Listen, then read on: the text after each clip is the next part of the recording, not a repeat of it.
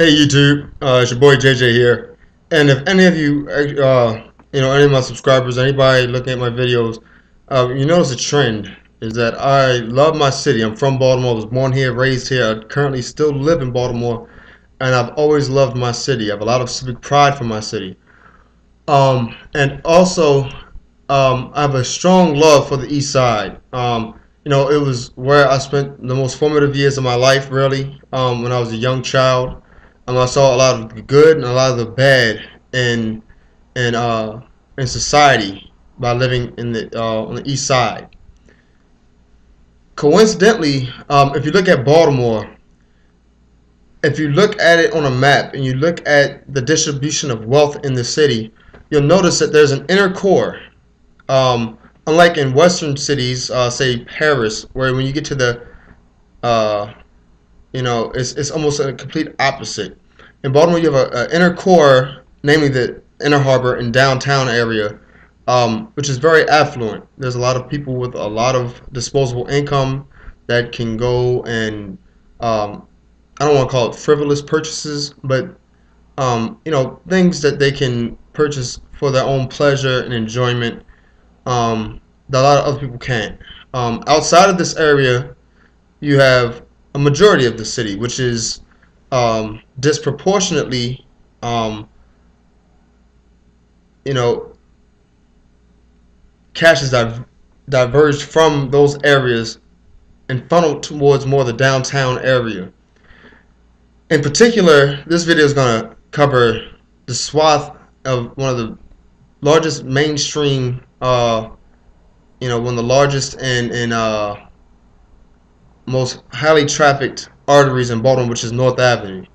In particular, the east stretch of North Avenue. So roughly, Charles is the dividing line between East and West in Baltimore. Charles Street is.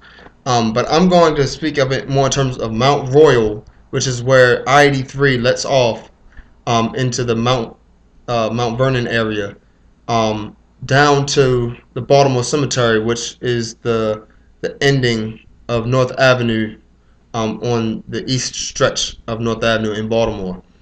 Um, if you noticed, it's in a lot of areas in Baltimore, it's a very disjointed. You have pockets of almost islands of redevelopment and almost prosperity, and then you get into an area almost abutting it that is devoid of all um, development and cash influx. So if you look at North Avenue, starting at Mount Royal Avenue, you'll see MICA, which is the Maryland Institute College of Art, one of the most critically acclaimed art schools in America. Um, and what they have going on is truly amazing. They've taken a lot of land and property and buildings that a lot of other people wouldn't have wanted to touch, and this is going on for a long period of time, over 50 years, and they've invested in it. Currently, at the intersection of Mount Royal and North Avenue, on the western side of Mount Royal, you'll see that they're building a new dormitory for their students. So they're slowly progressing forward, more westward than eastward, but as a whole, it helps to spur more development along that artery. Once you cross the bridge and you come across Howard Street, you're now entering into the Station North Arts and Entertainment District, and this was set up in the 90s by the city to help encourage and artists and spur the arts in Baltimore. It was one of the first designated areas for arts and entertainment in Baltimore. And when you get along here, once you get to Howard Street and you cross on North Avenue, you'll see a lot of grand buildings that help to show Baltimore's history. It's fantastic. You have different art supply shops that are opening up. You have I don't want to call it low income, but market rate art studio apartments for artists, local artists. Um, you'll notice that there's restaurants opening up along the stretch, but you'll also, you know, you'll see Baltimore as a microcosm. You'll see vacant lots which have no buildings on them. You have the Charles Theater, The Parkway Theater, which is old vaudeville um, theater from turn of the century. And there's currently plans of redeveloping that. I've been following that very intensely. And hopefully within the next couple years they'll have shovels in the ground and start to bring life back into that building. And it's key and it's crucial that that continues. 'Cause like I said, if you look at Baltimore, there's pockets of wealth, an island of wealth that's surrounded by an ocean of despair and disinvestment. Um, and you'll notice that as you go further eastward on North Avenue, you'll approach once you go up several blocks and you cross over Calvert Street or Guilford, you'll see the Baltimore City School, public school office building, which was the former home of my alma mater, Baltimore Polytechnic Institute, which I'm going to make a video of. And behind that was my first elementary school. Like I said, as a child, I walked these streets, and I developed a love for it. It has never gone away, even though I haven't lived on the east side in 17 years. Um, I still have love for it. But that was behind the school system office building, which was the old Poly, is Dallas F. Nicholas, my old elementary school. And they've made, for as much as can be said about Baltimore City schools, they've improved testing there dramatically, and they've become a real, learning experience for the city on how to teach students, how to engage them in the classrooms. Um, so once you pass the school office building, there's really nothing, and this is one of the most drastic views of North Avenue that you can have, starting from Mount Royal, is that of when you get to Greenmount Avenue. Um, in the '60s, Greenmount Avenue was a haven for the black population in Baltimore. It was where a large portion of our culture was established on the east side. Because below North Avenue, as you start to go further south, after the jail, it's a predominantly Jewish area around Lombard. But this was our little enclave. And during the riots, immediately succeeding Dr. King's assassination, there were fire bombings, and which I fucking do not understand. Why blow up your own stuff? This is where we ate, we socialized, we shopped, and it's just right now it's devoid of any really development. And over the years since I was a child, it seemingly got worse. And that's because of the city's policy of tearing down vacant buildings. In East Baltimore, there's a huge accumulation of, uh, of vacant and derelict buildings that the city is left on task for. There's no tax revenue coming in from them, and they become pockets of uh, of criminal behavior and activity. You have drug peddling, prostitution. You have homeless and addicts sleeping in these buildings, causing fires and the like. Um, but it's just a drastic change when you go from this, the arts and entertainment district, and then you hit Greenmount Avenue and also Greenmount Cemetery, which is a National Historic Landmark. If you ever get a chance, go into the cemetery. It's amazing. But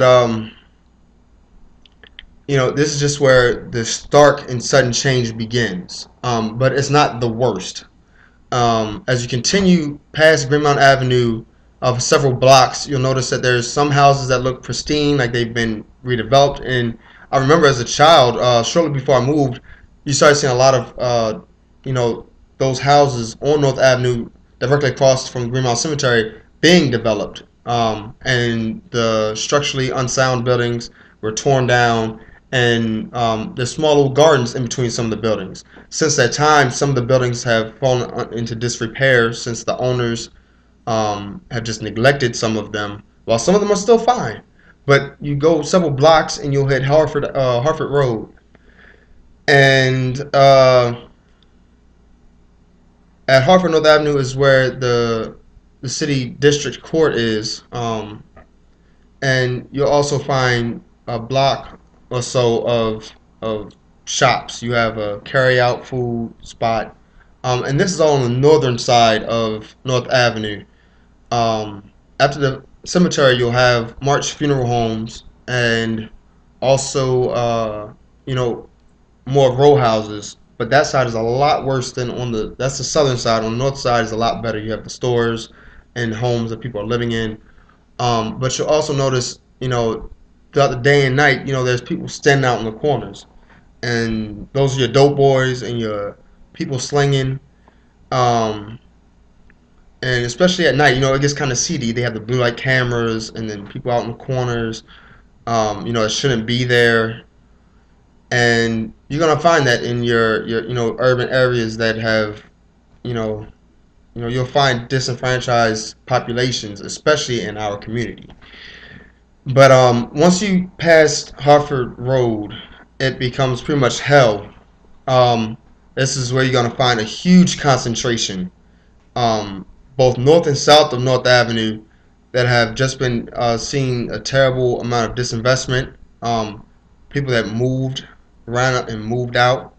Um, and once you you post Hartford, you pass Hartford Road and you get towards uh, to Broadway, the change is very, very stark. So it's almost three phases. You have Station North and Station North District, excuse me, that is, in all intents and purposes thriving, and beginning to get that influx of, that infusion of cash and resources, and also becoming more diverse to a somewhat in between, transition phase once you hit Greenmount Avenue, up until Broadway. But then it's just, like I said, it's hell. Um, and you have to really, I think in Baltimore's case, you really have to bookend development, meaning that you have to have probably two successful developments on each end and work your way inwards. And I think that will help to make people feel more, it will change the climate in people's minds and their perceptions that things are getting better and that it's more safe. Um, and part of that comes with the low income housing. You have a lot of, population. That population. I'm not trying to demonize or stereotype or generalize that demographic, but at the same time, uh, it breeds. Because when there's poverty, people, they turn to other means of providing a life for themselves, um, and that's what you definitely find. After Hartford Road, um, whole swaths of North Avenue on each side. This side again, the north side seems to be doing a little better than the south side. I think that partly has to do with Clifton Park being behind that, about 2 blocks up. So it's a little more closed in, and it's on the southern side that really is hurting. And my whole plan for the development of North Avenue, if I had the resources, this is my dream. If I had the resources, that's where I would want to start. You have the National Blacks in Wax Museum, um, which occupies a old historic firehouse, as well as several row houses that they converted into the purpose of that. And they have an ambitious plan within, I'm not sure how long, I'm going to say 10, 15 years, to get the capital in place, where they've already purchased the properties from their location down to Broadway. Um, and they want, they have ambitious and grandiose plans of redeveloping that into a larger museum, going from about, I think they have about 100,000 square feet now to several 100,000 square feet of all new building, as well as retaining certain features from those pre-existing buildings. Right now, those are just shuttered. They have boards over the doors and windows, and you'll see the line of demarcation following the firehouse. There's several houses that have boarded, but they're they're painted white, and it's much more upkept than the following houses. And after that, they're just crudely boarded up and awaiting whatever their fate is, depending on if they can get the financing in place. And so if I had the money, I would stop it, Mari. Go upstairs. I told you not to do that. Go upstairs. I'm sorry, y'all. I'm kind of babysitting. But if I had the funds, I would definitely help fund that, because it shows people that there's a commitment to the community. And directly across Broadway from the proposed redevelopment for the Blacks and Wax Museum is the old Ashley Apartments, which has a very chaotic past. It originally started off as a vocational school, and it continued. It was built in turn of the century, 1905 or so, and then it was. And you'll see the picture. The school ceased operations in the early 80s. Several years after that, developers came in. They wanted to help they wanted to build low-income housing, so they went to HUD and got a loan so they could redevelop the property as low-income housing. Along with that, if you think, East Baltimore was a hotbed in Baltimore history. If you think about The Wire, and they always talk about West, a lot of that was actually filmed in East Baltimore. That scene where Snoop actually shot the nail gun into the ground was 1 block away from where I grew up. And I'm hoping that I can get a good camera and actually go out and take live video of the area so I can show you exactly what I'm talking about. But it was a hotbed for drug and narcotic activity in the 80s. The crack epidemic, that's when it was really hitting its full stride, was in the 80s. And in Baltimore especially, it was extremely hard hit. You had families destroyed and, violence peaking. Towards the early 90s, there were almost 400 murders in Baltimore, several years in a row. And so, during that time, they sought to develop low-income housing. And with that, of course, the outside came inside. So within several years, after its development, it was already neglected, both by the property managers not having the resources to maintain its upkeep, as well as meet their payments, which is the reason why it eventually, fell into disrepair, and eventually, they lost the building. But also you had the tenants. There were people being robbed in the building. There were people shooting up and smoking in the hallways. Lights out. I found an article from it from the early 90s that I'm going to post to the video so you can get an idea of what was going on at the time. But it's a beautiful building nonetheless. And it's just always hit me ever since I was a little kid. And I look at the building.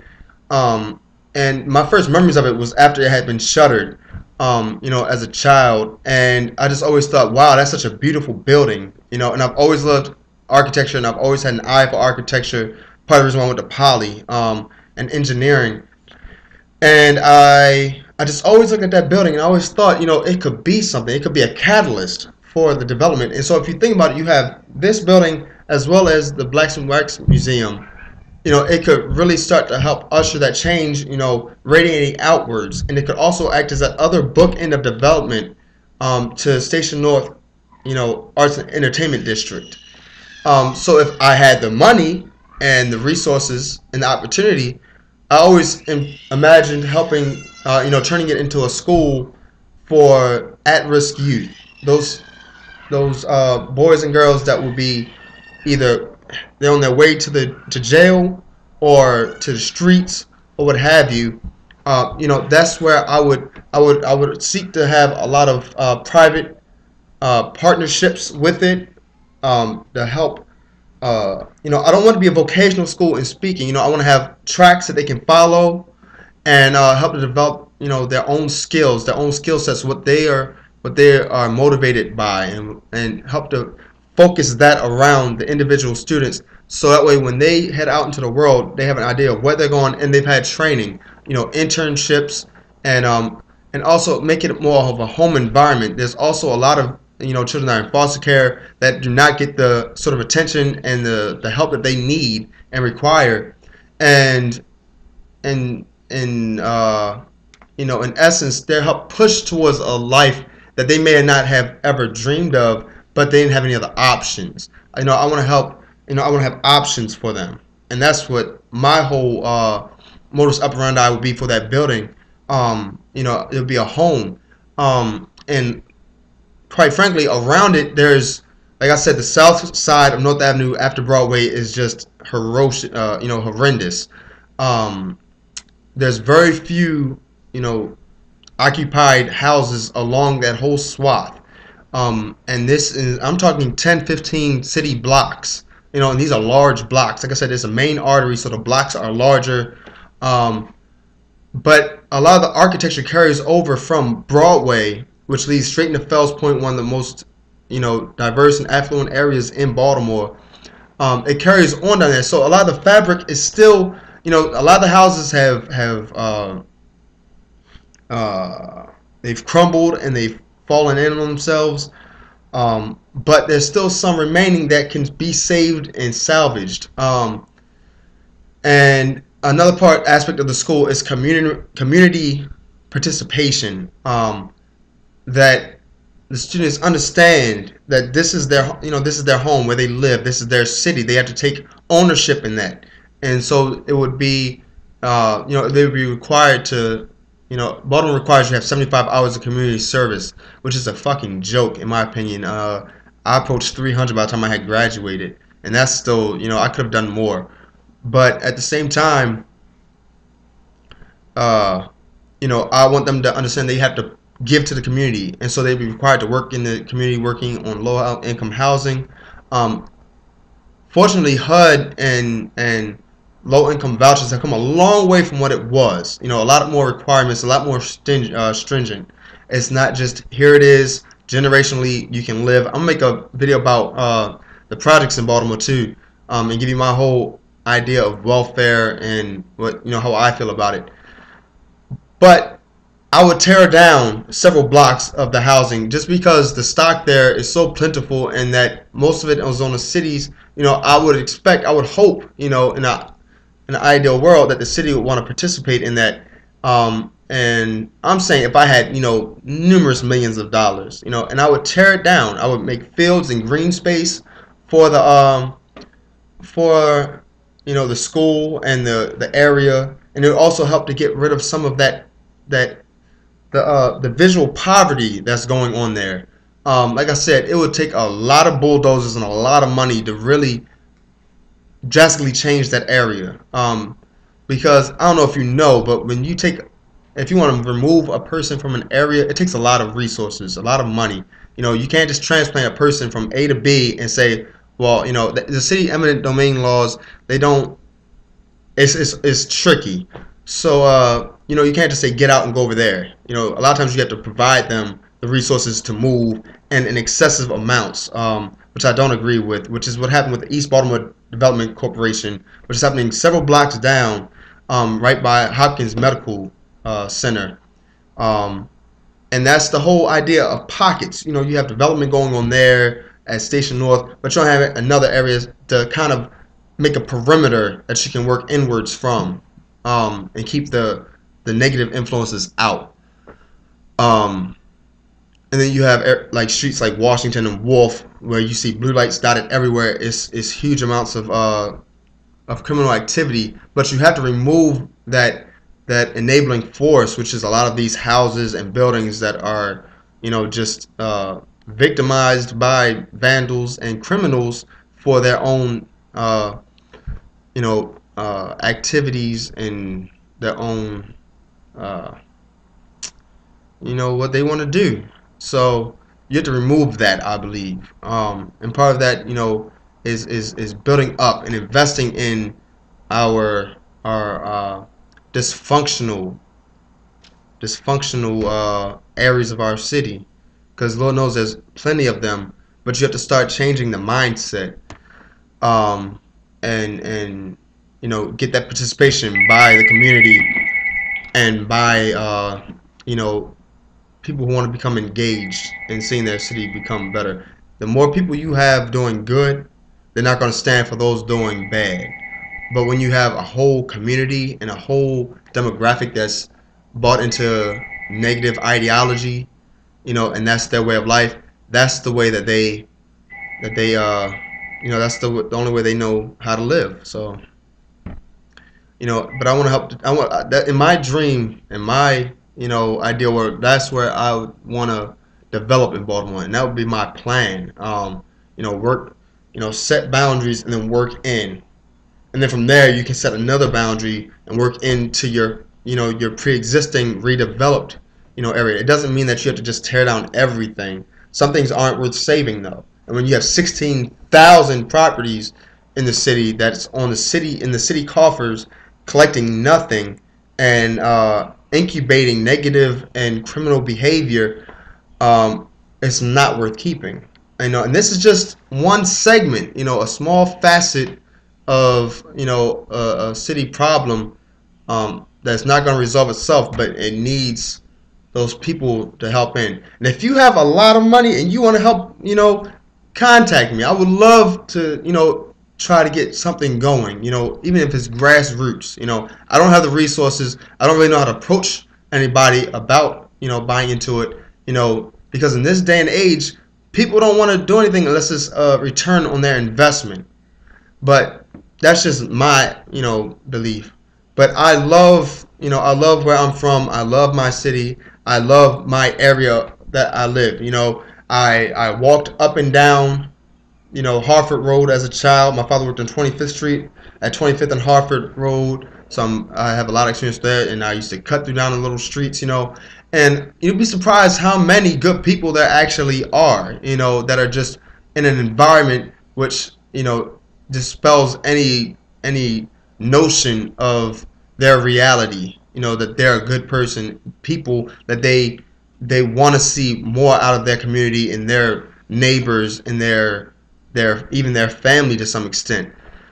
And so there's been strides. Like I said, Station North is beautiful. They're diversifying the area. The shady motel that was there, that's no longer there. It's a Motel 6.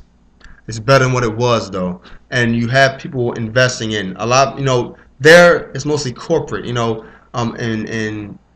And not so much community based, but it's still happening nonetheless. And Harford Road, down North Avenue, they've pretty much streetscape the entire thing. Well, down to 25th Street, they haven't gone from 25th Street down. That's just a whole nother, clusterfuck there. But this is just my dream, of where I would start in helping to, mend some of the fractures in the social landscape of my city, which I love and adore.